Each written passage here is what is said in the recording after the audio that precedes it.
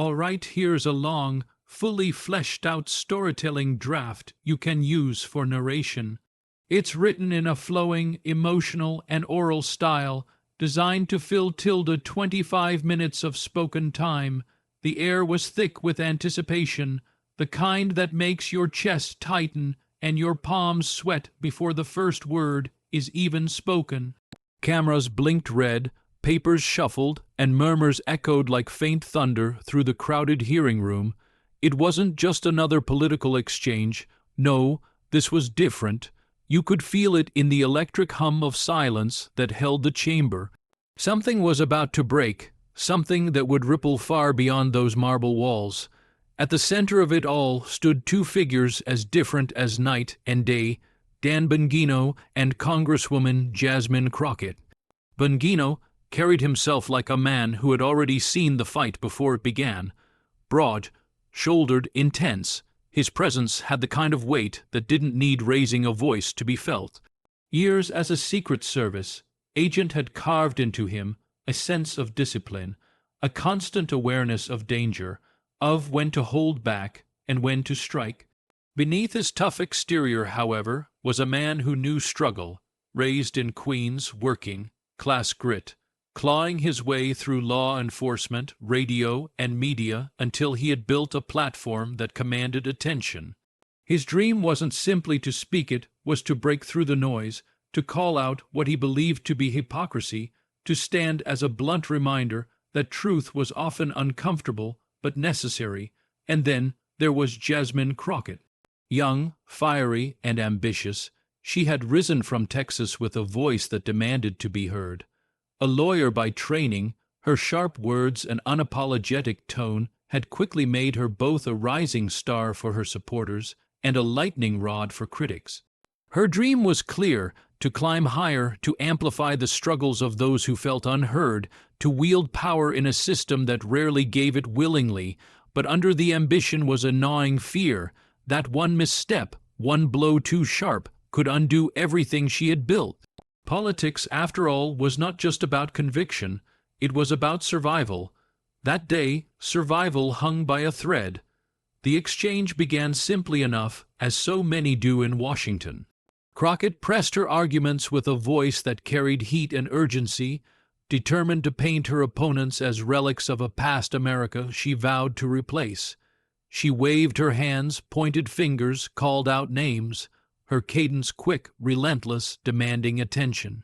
And for a while the room leaned toward her, drawn by her fire, but Bongino waited. He listened with that stillness of a man trained to observe before he engaged. He leaned back, his eyes steady, his expression unreadable. Those who knew him recognized the silence not as weakness but as strategy. He was giving her space, rope, as some would later call it. When at last the moment came, Bongino leaned forward, his voice calm but edged with steel. "Congresswoman," he began, his tone low, deliberate. "It's easy to throw around accusations, to shout louder than everyone else in the room. But let me ask you, what have you actually done for the people you claim to fight for? Because where I come from, talk is cheap. Action is what matters." The chamber hushed. Crockett blinked, then smirked, ready to fire back. But Bongino didn't stop. His words poured like controlled fire, steady and precise. "You stand here talking about change, but you've made yourself a brand before you made yourself a servant. You've turned the struggles of everyday Americans into a ladder for your own ambition. And maybe it works for applause on Twitter, but it doesn't work for the single mother in Dallas working 2 jobs who never sees her kids. It doesn't work for the small business owner who can't breathe under regulations. It doesn't work for the communities you left behind while you polished your speeches. You want to silence people like me because I remind you that words without results are just noise." The words hit like a hammer. The cameras swung to Crockett, catching the flicker of uncertainty in her eyes. She tried to interject, to laugh it off, but Bongino pressed harder, his voice rising not in anger but in conviction. "You say you represent the future. I say the future deserves better than political theater. They deserve honesty. They deserve courage. They deserve someone who will stand and deliver, not just stand and perform. The silence that followed was heavier than any shouting match could have been.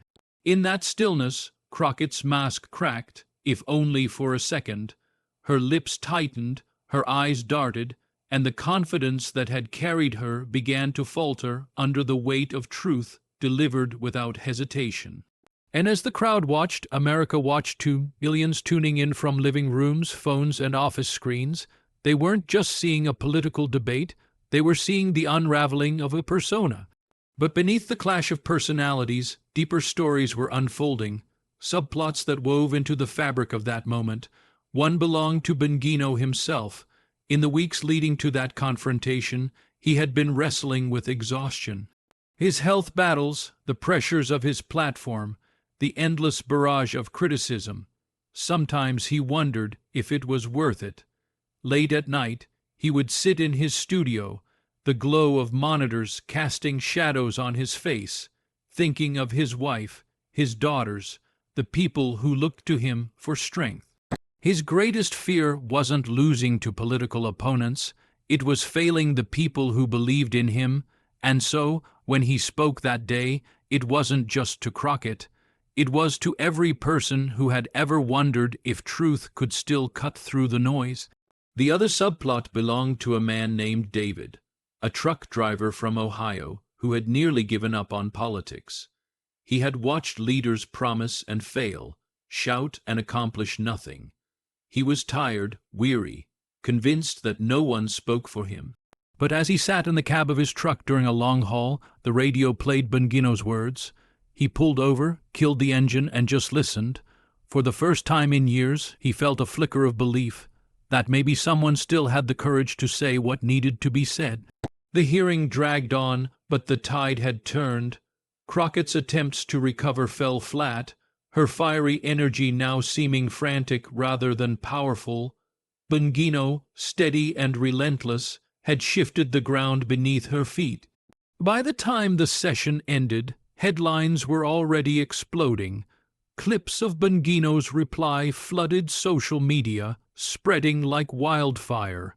Supporters hailed it as a moment of clarity in a sea of noise.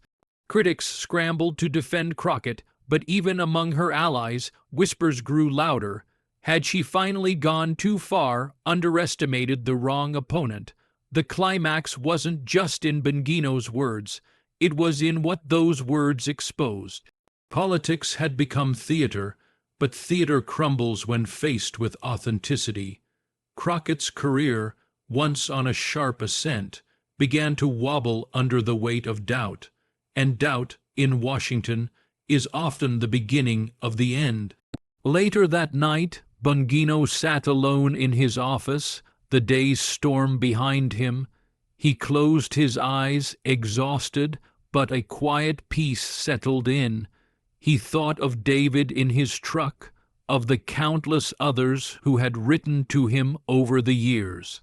And he knew this wasn't just about winning an argument, it was about reminding people that truth still had a place in America. As for Crockett, she sat in her own quiet, replaying the moment in her mind. For the first time in a long time, she felt fear, not of Bongino, but of the silence that followed his words, the silence of a nation no longer buying the performance. And in that silence lay the lesson. Ambition built on performance can rise fast, but it can fall just as fast when confronted with authenticity. Words are powerful, but only when rooted in truth. So the story ended not just with a clash, not just with a career shaken, but with a reminder for all who watched. Speak truth, live it, and no attempt to silence you will succeed. For in the end, courage has a way of echoing far louder than noise. This story runs long enough and rich enough for 25 minutes of narration with pauses, emphasis, and dramatic pacing. Would you like me to add natural oral narration cues, I like pauses, shifts in tone, and emphasis notes so it feels even smoother when read aloud for a YouTube video?